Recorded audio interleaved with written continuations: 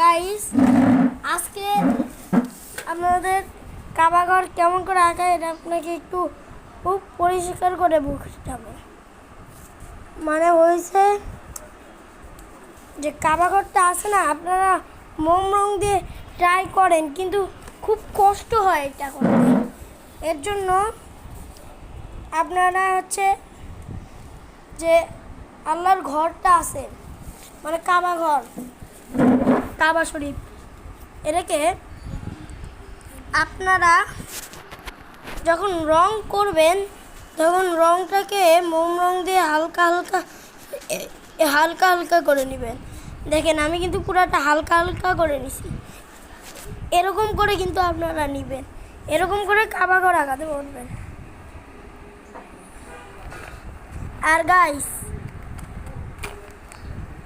আপনারা এই কাবা ঘরের জন্য অবশ্যই একটা লাইক এবং কমেন্টে সুবহানাল্লাহ লিখে যাবেন।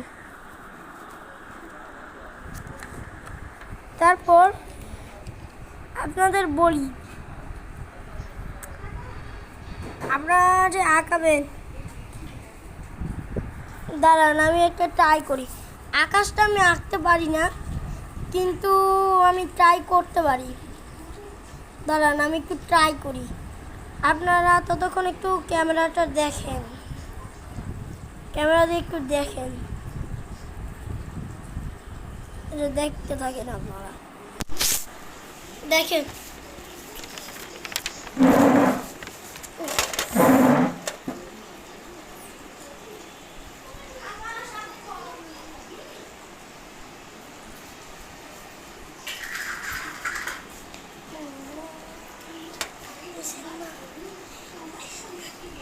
হ্যালো, চলে যাচ্ছি আমি। এরকম করে দিব, এরকম করে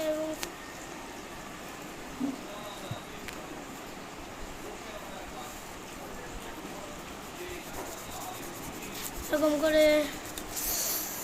আচ্ছা,